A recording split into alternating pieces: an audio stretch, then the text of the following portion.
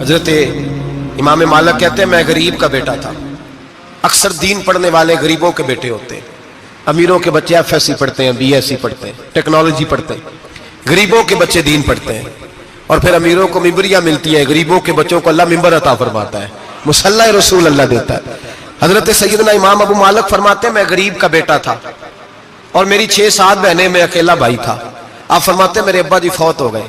میری امی پکڑ کے مجھے ایک دھوبی کی دکان پہ لے گئی, کہنے لگی اسے کپڑے دھونے کا طریقہ بتا دے, سلیقہ سمجھا دے, یہ بھی ایک چھوٹی سی لانڈری کی دکان کھول لے گا, میری بیٹیوں کا پیٹ پالے گا. دھوبی کہنے لگا ٹھیک ہے, میں 2-3 درہم بھی دوں گا مہینے کے, اور جب کام سیکھ جائے گا تو تنخواہ بڑھ جائے گی. امام ابو مالک رحمت اللہ علیہ فرماتے ہیں میں بہنوں کے لیے روزی کمانے نکلا, میں بیوہ ماں کے سر پہ بوجھ اتارنے کے لیے نکلا, میں غربت کے عالم میں نکلا. رستے میں امام اعظم کا مدرسہ تھا. فرماتے میں وہاں چمکتے چہرے دیکھتا, لیکن اپنی غربت کو دیکھ کے میں آگے بڑھ جاتا, پریشان ہوتا کہ میں کیسے علم حاصل کروں گا. آپ فرماتے امام صاحب مجھے اکثر دیکھتے. ایک دن امام اعظم باہر نکلے, مجھے کھڑے ہوئے دیکھا تو قریب بلایا, سینے سے لگایا, ماتھا چوما. کیا نام ہے؟ میں نے کہا ابو مالک میرا نام ہے. کہا تمہیں پڑھنے کا شوق ہے؟ کہا بڑا شوق ہے. کہنے لگے چل آ جا پڑھا کر, آ جا مدرسے میں پڑھا کر. کہتے میں سارا دن وہاں پڑھتا, گھر سے کام کرنے آتا, سارا دن امام اعظم کے پاس پڑھتا رہتا. مہینہ آیا تو میری اماں کہنے لگی تنخواہ لاؤ. میں نے کہا امی جی تنخواہ تو وہ دے گا جو ڈیوٹی پہ جاتا ہو, میں تو پڑھنے جاتا ہوں. کہتے اماں گھر سے نکلی اور بڑے غصے کے ساتھ نکلی, کہنے لگی مولوی نے میرا بچہ خراب کر دیا, میرا بچہ خراب کر دیا.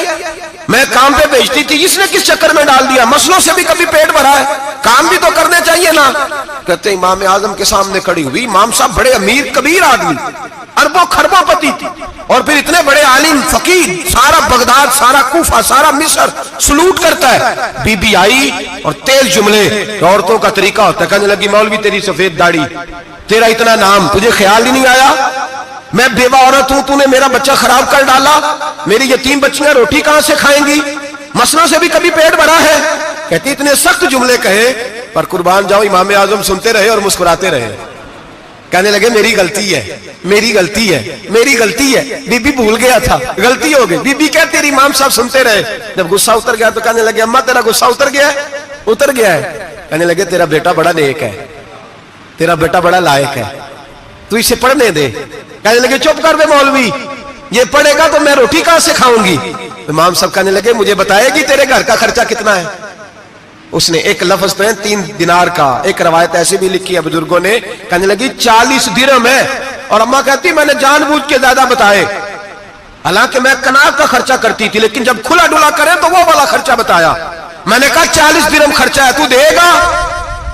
تو کہتے امام اعظم کہنے لگے اماں تجھے لینے نہیں آنا پڑے گا, پہلی سے پہلے تیرے گھر میں پہنچ جایا کریں گے, یکم سے پہلے آئیں گے. او بھائیو کہاں استاد ملتے ہیں, کہاں استاد ملتے ہیں, کہاں وہ لوگ ملتے ہیں جو دعائیں مانگتے, التجائے کرتے, پیار کرتے. گزر گیا وہ دور, اب تو سوٹ لینے کا دور ہے, مٹھائیاں لینے کا دور ہے, ہاتھ ڈلوانے کا دور آیا ہے. اب کون پوچھتا ہے, اب تو پوچھتے ہیں تو میرے لیے کیا لایا ہے. حضرت سیدنا امام اعظم ابو حنیفہ رحمت اللہ علیہ 1 دن نہیں, 2 دن نہیں, 4 دن نہیں, 5 مہینے نہیں, 20 سال تک, کہنا آسان, بولنا آسان, سننا آسان, 20 سال تک امام ابو مالک کے گھر میں خرچہ دیتے رہے, وہ پڑھتے رہے. اماں کہنے لگی تو میرے بیٹے کو لگا تو لیا ہے, تو پڑھ کے بنے گا کیا. حضرت امام اعظم فرمانے لگے بادشاہوں کے تخت پر بیٹھ کر بادشاہوں کے ساتھ کھانے کھایا کرے گا, ان کے ساتھ بیٹھ کے حلوہ کھائے گا, وقت آئے گا تو دیکھے گی. کہتے ہیں میرے امام انتقال کر گئے, وقت بیت گیا. ہارون رشید نے مجھے بلایا بغداد میں اور کہا میں آپ کو چیف جسٹس بنانے لگا ہوں. کہتے ہیں میں خوشی سے سجدے کرنے لگا, میں چیف جسٹس بنا. میں نے اپنی اماں کو خط لکھا کہ اماں بغداد آ جا, تیرے بیٹے کو اللہ نے بڑی شان عطا کر دی ہے. فرماتے ہیں ہارون رشید کی بیوی بڑی اولیاء کی, علماء کی بڑی فرما بردار تھی, محبت کرنے والی تھی. اس نے حلوہ بنا کے بھیجا, کھانا بنا کے بھیجا. ہارون رشید تخت پہ بیٹھ کے کھانے لگا تو کہنے لگا امام صاحب آپ بھی یہیں آ جائیں میرے ساتھ. کہتے ایک کونے میں وہ بیٹھ گیا, ایک میں بیٹھ گیا, بیچ میں کھانا رکھ لیا. اتنی دیر میں میری اماں بھی پہنچ گئی. 2 لقمے کھائے تھے کہ اماں آ گئی. جب اماں نے مجھے تخت پہ بیٹھے دیکھا, ایک یتیم, ایک لوارث, ایک بن باپ کا بچہ, وہ کل تک جو بہنوں کے لیے 4 دینار نہیں لا سکتا تھا, تخت پہ بیٹھ کے جب روٹی کھاتے دیکھا تو اماں تڑپ گئی, روئی, چیخیں ماری. میں نے کہا اماں کیا ہوا؟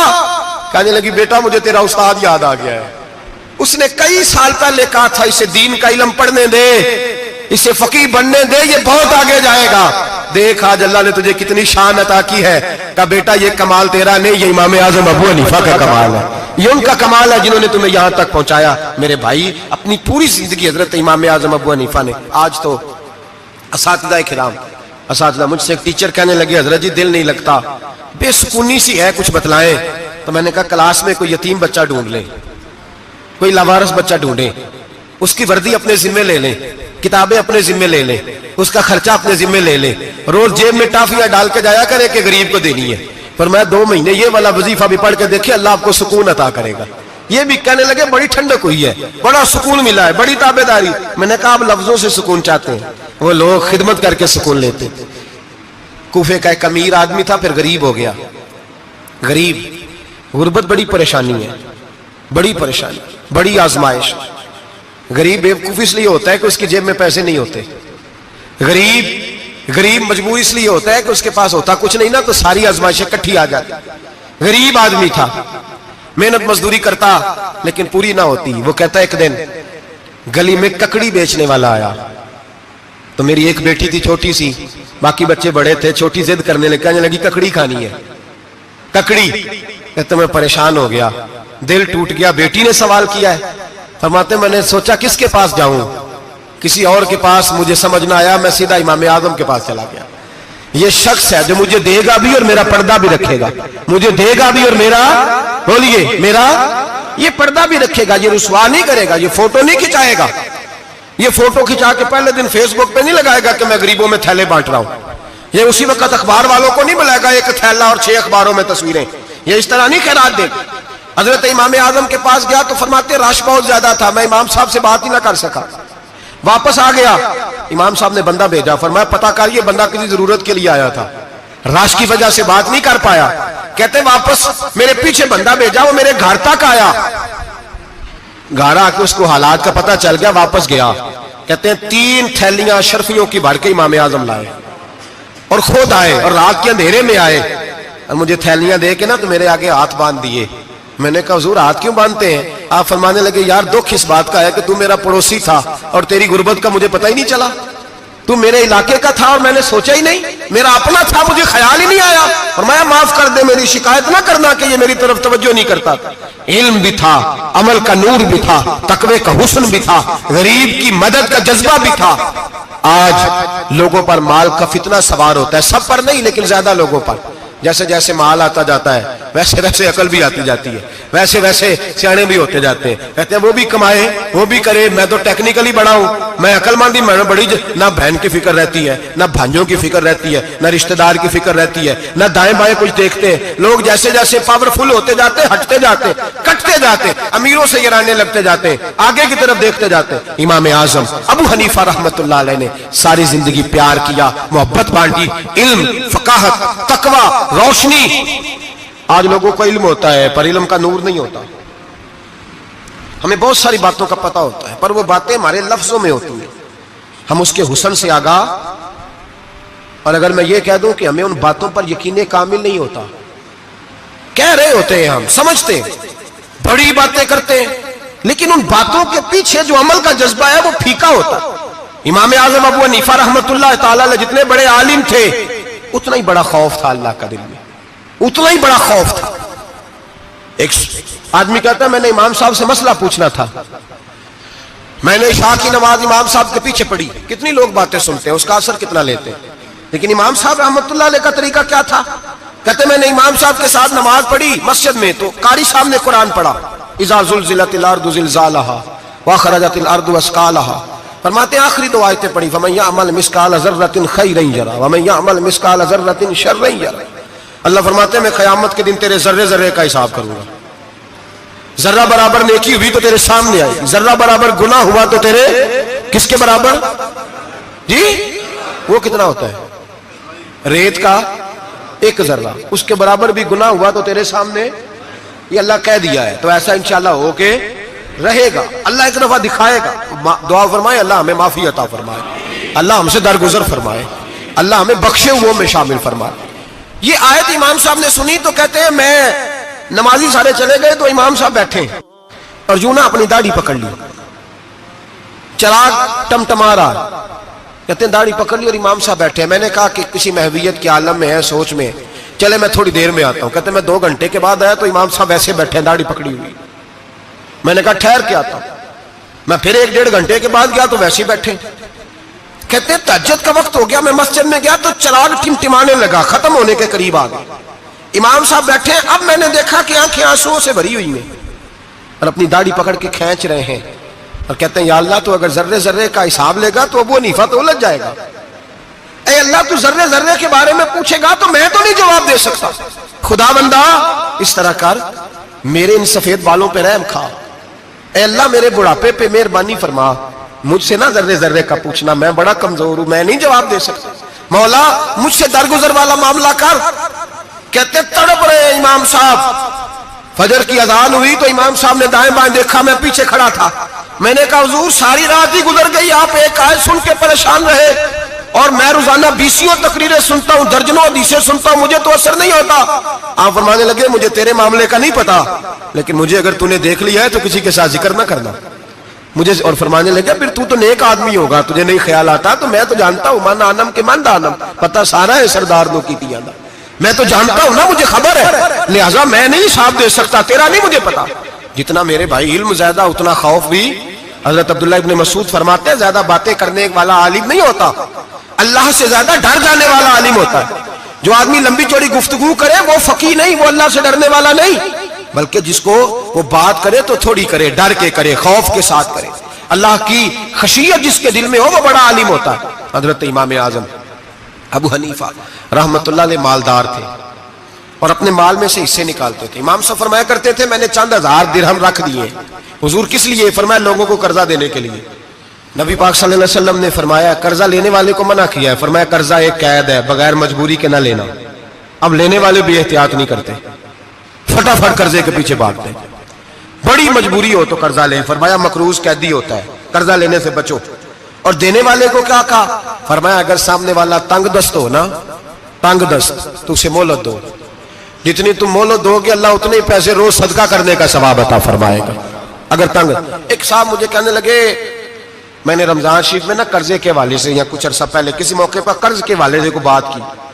ایک صاحب مجھے کہنے لگے حضرت صاحب جیسے کسی کو لینا ہوئے نا 20,000 تو انہوں ترا کے لئی دے, تو جی 20 کروڑ لینا ہوئے تو پھر نہیں ترایا جاتا. میں نے کہا کیوں؟ کہنے لگے 20,000 والا بندہ ماڑا ہوتا ہے نا, جہاں 20 کروڑ کھا گیا وڈی مگرمچھ ہوتا ہے, انہوں ترایا جا سکتا, وہ دے کے بندے ترلے ہی کر دے, چل بھائی کیویں دے سکنا ہے. وہ جو 20,000 والا نا ماڑا بندہ کہتے تو دینے نے کہ تیرا بندوبست کریے, کہتے چوری صاحب جمعرات لے آؤ کسی طریقے. جمعرات ماڑا ہے نا. نبی پاک نے کیا فرمایا؟ حضور نے فرمایا تجھے پتہ چل جائے کہ تنگ دست ہے تو مہلت دے, جتنے دن تو اس سے پیسے نہیں لے گا اتنے پیسے روز صدقہ کرنے کا ثواب دیا جائے. اب لوگ جو تگڑی موٹے مگرمچھ ہیں ان کو مہلت دیتے ہیں, وہ کہتے ہیں جا جتھو لب دے لے, پھر کہتے ہیں نہیں آپ بتائیں آپ کیسے دے سکتے. اور ماڑا بندہ انہیں 2,000 دینا ہے دکان کا, اس کو دکاندار کہتا ہے کل سائیکل لے کے تب گزرنا میرے آگے سے اگر پیسے دینے ہیں تو میں نے سائیکل رکھ لینا. ڈرنا چاہیے اللہ پاک, ہمیں پتا ہوتا ہے سامنے والا غریب ہے, تنگ دست ہے, مجبور ہے, اسے مہلت دینی. امام صاحب کہتے ہیں میں نے کچھ پیسے رکھے ہوئے, پس منظر یہ تھا کہ غریب لوگ آتے ہیں تو میں ان کی مدد کروں گا. امام اعظم ابو حنیفہ نے ایک بندے سے پیسے لینے تھے اور حال یہ تھا کہ آپ دھوپ میں کھڑے تھے, ساتھ اس بندے کا مکان تھا. لوگوں نے کہا حضرت دیوار کے سائے میں ہو جائے. فرمانے لگے اس سے پیسے لینے ہیں, اگر سائے میں کھڑا ہوا تو سود میں شمار ہو جائے گا, میں اس سے فائدہ نہیں لے سکتا. ایک بندے سے قرضہ لینا تھا, وہ آپ کو دیکھ کے گلی اور دوسری گلی میں چلا گیا, رستہ بدل گیا اور چھپ گیا. امام صاحب رونے لگے, کہنے لگے اے اللہ میں اتنا برا ہو گیا ہوں کہ تیرے بندے مجھ سے چھپنے لگے. اس کو ڈھونڈ کے لائے, کیوں چھپتا ہے؟ کہ حضور آپ کے پیسے دینے ہیں. آپ نے فرمایا جا میں نے اللہ کی رضا کے لیے معاف کیے, آج کے بعد چھپنا نہ, اس لیے میں نہیں چاہتا کہ تجھے کوفت ہو, تو میری طرف دیکھ کے چھپنے لگا ہے, میری طرف دیکھ کے. غریب تو بھائی گلیوں میں گھستے پھرتے ہیں کہ کوئی بندہ مل نہ جائے. مقروض آدمی پتہ اس وقت چلتا ہے جب خودکشی کر گیا, پتہ اس وقت چلتا ہے پھر لوگ آتے ہیں اس کے بچوں کو کہتے ہیں فکر نہ کرنا ہم تیرے ساتھ ہیں, تو اس کے ساتھ ہونا تھا, ان کا سایہ بچ جاتا. اب آئے ہو امام اعظم ابو حنیفہ رحمت اللہ تعالیٰ علیہ لوگوں کو سہولت دیتے, آسانی دیتے, پیار کرتے, محبت کرتے. ہم لوگوں کا مزاج ایسا نہیں ہے, ہماری اخلاقیات کے اندر وہ حسن نہیں جو ہمارے بزرگ ہمیں دے کے گئے. اور پھر چھوٹی چھوٹی باتوں میں حقوق العباد کا خیال کرتے, چھوٹی چھوٹی باتوں. ہم تو گالی دے کے بھی کہتے ہیں نا چل کیا ہو گیا, گالی دی ہے نا. میں نے دیکھا ہے سائیکل والے کی ٹکر اگر پجارو والے کے ساتھ ہو جائے تو معافی سائیکل والے نے مانگنی ہے, کیونکہ وہ سائیکل پہ بیٹھا ہے نا, اس کی غلطی یہ ہے کہ وہ سائیکل پہ بیٹھا ہے. معافی سائیکل والے نے مانگنی ہے, پجارو والا نہیں مانگے گا. ہو سکتا ہے سائیکل والا اٹھ کے کہے جناب مجھ سے غلطی ہو گئی, مجھے پتہ ہی نہیں تھا کہ آپ تھے, ورنہ میں آپ کے آگے نہ آتا. سائیکل والا مجبور ہے کیونکہ اس کے پاس پجارو نہیں, اور پجارو والا تو شیشہ نہیں نیچے کرتا, کہتا دھوپ آئے گی, گاڑی بڑی مشکل سے ٹھنڈی کی ہے. نیچے اتر کے ملازم کہتا ہے اس کو پوچھو اگر کوئی 200-400 کا نقصان ہوا تو 500 دے دو. مزاج ہے. امام اعظم ابو حنیفہ رحمۃ اللہ علیہ عالم, حقوق العباد کا چھوٹی چھوٹی, آپ کے شاگردوں میں سے کسی کے چہرے پر شکن آتا تو 20 بار پوچھتے کوئی پریشانی ہے میرے بیٹے کو, کیا ہو گیا. ساری زندگی سایہ دار شجر کی طرح گزاری, ساری زندگی شاگردوں پر مریدوں پر محبت کا سائبان رہا, ٹھنڈی چھاؤں رہی امام صاحب کی. امام اعظم ابو حنیفہ رحمۃ اللہ تعالی علیہ گلی سے گزر رہے تھے, لکڑی کے جوتے پہنا کرتے تھے, کھڑاؤں. ایک نوجوان بچے کے پیر پہ پیر آ گیا تو کہنے لگا امام اللہ سے ڈر جا. یہ لفظ گئے تو امام صاحب کی چیخ ہی نکل گئی. کئی گھنٹے بے ہوش رہے.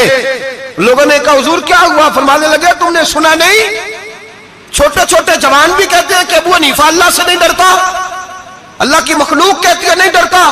اگر یہ کہہ رہے ہیں تو میرا کیا بنے گا. کئی دن روتے گزر گئے. لوگ اس بچے کو لائے, آگے کہنے لگا حضور آپ تو پریشان ہو گئے, میں نے تو محاورتاً کہا تھا, محاورتاً کہا تھا کہ آپ اللہ سے نہیں ڈرتے. فرمانے لگے بیٹے مجھے محاوروں کا نہیں پتا, جب رب کے خوف کا نام آتا ہے تو جملے سیدھے میرے دل سے جا کے ٹکراتے, سیدھے دل سے جا کے ٹکراتے. گلی سے گزر رہے, لکڑی کے جوتے پہنے, کھڑا ہوں, بارش ہے, کیچڑ ہے. ایک دیوار کے قریب سے گزرے تو تھوڑا سا کیچڑ اڑ کے نا تو دیوار پہ پڑ گیا. یہاں ٹرالی والا ساری دیوار توڑ جاتا ہے اور کہتا ہے چلو میں نے کون سا جان بوجھ کے کیا ہے. یہاں لوگوں کا گھر توڑ جاتے ہیں, کہتے ہیں چلو بتاؤ کتنا خرچہ آیا تھا. فوری طور پہ لوگ ماننے کو تیار ہی نہیں. امام صاحب کے پیروں سے, یہ باریکی سمجھے, یہ حقوق العباد کا مسئلہ ہے. جو جاننے والے ہوتے تھے ان کا یہ طرز زندگی تھا. کیچڑ اڑا پیروں سے اور ایک آدمی کی دیوار پہ پڑ گیا. امام صاحب کھڑے ہیں, سوچ رہے کروں تو کیا کروں. شاگرد صاحب ہیں, حضرت جی کیا پریشانی ہے؟ آپ فرمانے لگے میں نے اس کی دیوار گندی کر دیا, صاف نہ کروں تو بھی ظلم ہے, اور اگر صاف کروں تو دیوار کچی ہے. جب صاف کروں گا تو کچھ مٹی اتر جائے گی, تو کسی کے گھر کی مٹی اتارنا یہ بھی ظلم ہے. اب میں دو پریشانیوں میں الجھ گیا ہوں, کدھر جاؤں؟ کہا حضرت جی پھر. فرمایا اس کے دروازے پہ دستک دو. دروازے پہ دستک دی تو جو بندہ باہر آیا وہ مجوسی تھا, آگ کی پوجا کرنے والا تھا. امام صاحب کہنے لگے مجھے جانتے ہو؟ کہنے لگے حضور سارا کوفہ جانتا ہے, سارا بغداد جانتا ہے, ساری دنیا جانتی ہے آپ مسلمانوں کے امام ہیں, لوگ جانتے. آپ نے فرمایا یار مجھ سے غلطی ہو گئی ہے.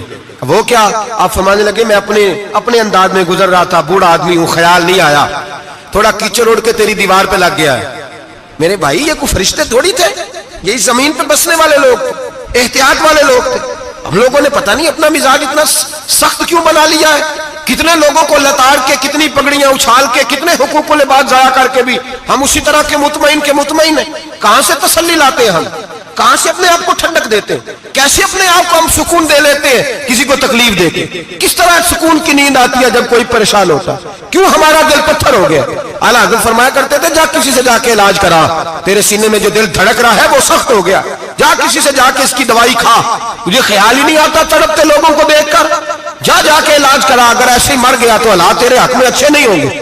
حضرت امام صاحب تڑپ رہے ہیں اور اس شخص کے سامنے آہوزاری کر رہے ہیں جو مجوسی بھی ہے, غریب بھی ہے, کچے گھر میں رہتا ہے. فرمایا یار بتاؤ کیا کروں.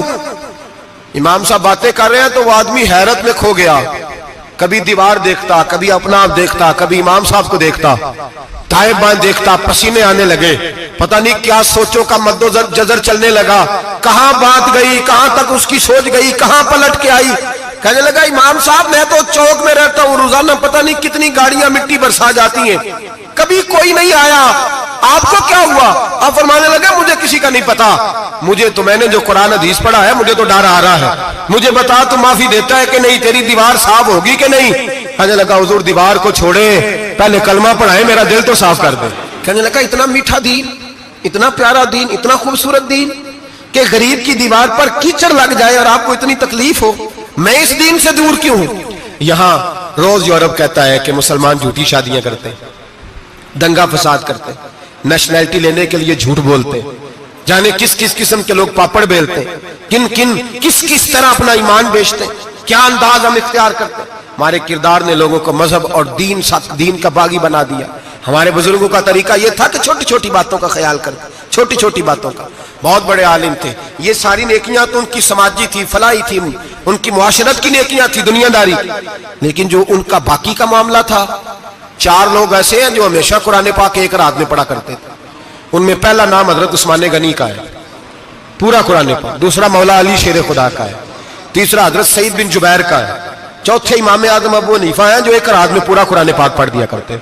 जिस जगह इमाम आजम की कब्र बनी हुई है ना, आजमिया एक महल्ला है बगदाद का, उसका नाम ही आजमिया, इमाम साहब के नाम, जहां कब्र बनी हुई है, वहां बैठ के इमाम आजम अबू हनीफा ने 60 मरतबा कुरान पाक खत्म किया। खुद पढ़ा, खुद फरमाया यहां मैंने दफन होना। उस जगह 60 कुरान पाक पढ़े। रमजान का महीना आता था तो इमाम साहब एक कुरान पाक दिन में पढ़ते थे, एक रात को पढ़ा करते थे, एक कुरान पाक सुनाया करते। इमाम साहब रहमतुल्लाह अलैह सारी रात नफल पढ़ते। लोग कहते हैं कि इमाम साहब की रात नमाज के लिए खड़े होते तो एक रकत में 15 सिपारे पढ़ते। तो लोग कहते थे ये अबू हनीफा नहीं, ये तो किसी ने पिलर खड़ा कर दिया, ये तो कोई सुतून है, रुकू ही नहीं करता, पूरे 15 सिपारे। यहां तो अभी तरावी आएंगी, लोग पहले से कहने लग गए बड़ी गर्मियों के रोजे, बड़ी गर्मियों के रोजे। और आ तो लेने दे भाई, पहुंच तो लेने दे रमजान शरीफ को। अल्लाह बड़ा मेहरबान है, हर चीज को बदलने पे कादर है। पहले से लोग तैयारी कर रहे हैं, मस्जिदें ढूंढेंगे जाए ऐसी अच्छा हो, कुरान जल्दी पढ़ा जाए, ढूंढ ढूंढ के। इमाम साहब रहमतुल्लाह ताला अलैह, और मैं अक्सर कहा करता हूं, मैं कहता हूं तू तरावी में खड़ा नहीं होता, पासपोर्ट के दफ्तर खड़ा हो जाता है 2 घंटे, शनाख्ती कार्ड के दफ्तर तो 3 घंटे खड़ा हो लेता है। ये तेरा जुल्म है अपनी जात के साथ कि तुझे कुरान के लिए खड़ा नहीं हुआ जाता, दुनियादारी के लिए खड़ा। वो प्रोजेक्टर कराने जाए तो चाहे तुझे 4 घंटे लाइन में खड़ा होना पड़े, वहां तू खड़ा हो लेता है। अल्लाह से डर, अपनी थोड़ी सी दुनियादारी के लिए सारा कुछ कर लेता है। हजरत इमाम साहब रहमतुल्लाह ताला अलैह तकवा और तहारत के पहाड़ 55 हज किए इमाम आजम ने। कितने? 55 हज फरमाए। आज एक मुशक्कत वाला काम है, जद्दोजहद वाला काम है। जवान भी थक जाते हैं, कहते हैं बड़ा मुश्किल है जी, और ये जितना मर्जी आसान हो गया, कयामत तक इसने मुश्किल ही रहना है, इसलिए कि ये एक मुजाहिदा है। 55 हज किए। आखिरी हज पे गए तो काबे के मुजावर को कहने लगे जरा खोल नहीं देते काबे का दरवाजा, मेरा अंदर जाने को दिल करता है। उसने दरवाजा खोला, अंदर गए तो कहने लगे खुदाया, 2 जुमले कहे, कहने लगे अल्लाह जितना तूने माल दिया था मैं उतना शुक्र नहीं अदा कर सका, और जितना तूने इल्म दिया था मैं उतना अमल नहीं कर सका, अब बूढ़ा हो गया हूं, मेहरबानी करना मुझसे दरगुजर वाला मामला कर। और अल्लाह अगर तू मुझे बता दे कि तू राजी या नाराज है तो मैं जरा सुकून से मर जाऊं। कहते हैं काबे की दीवारों से आवाज आने लगी, अबू हनीफा तेरा रब तुझसे बड़ा राजी है। दाता गंज बख्श अली अजमेरी जैसा बाबा 1000 साल पहले लिख के गए कशफुल माजूद में, दाता साहब ने लिखा है 1000 साल पहले कशफुल माजूद में। दाता साहब फरमाते हैं मैं हजरत बिलाल की कब्र पे हाजिरी देने गया, यानी 1000 साल पहले के मुसलमान भी कब्रों पे मज़ारों पे जाया करते थे। दाता साहब लिखते कहते हैं मुल्क के शाम में हजरत बिलाल अबशी की कब्र पे हाजिरी देने गया, मैं कब्र पे हाजिरी दे के तो साथ लेट गया, मेरी आंख लग गई, मुझे ख्वाब में नबी पाक का दीदार नसीब हुआ।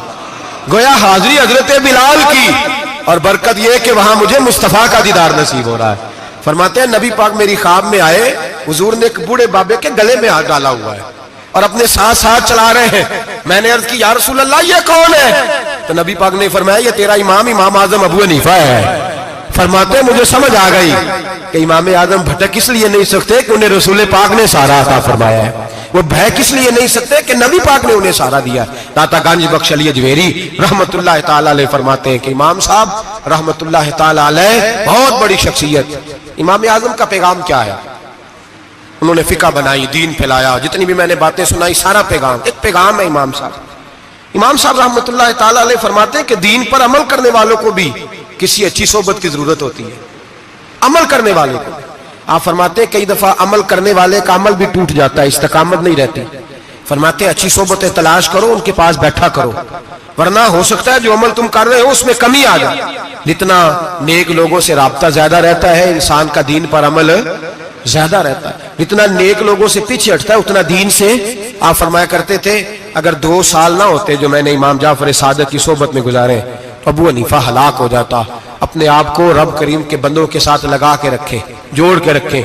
अगर हमारा रब करीम के बंदों से रिश्ता रहेगा तो कुरान और सुन्नत से रिश्ता रहेगा। दुआ करता हूँ मालिक करीम के हुजूर जो कुछ मैंने अर्ज किया اللہ اپنی بارگاہ میں مقبول فرمائے۔ دوران گفتگو جہاں ہم بھول گئے اللہ ہم سے درگزر فرمائے۔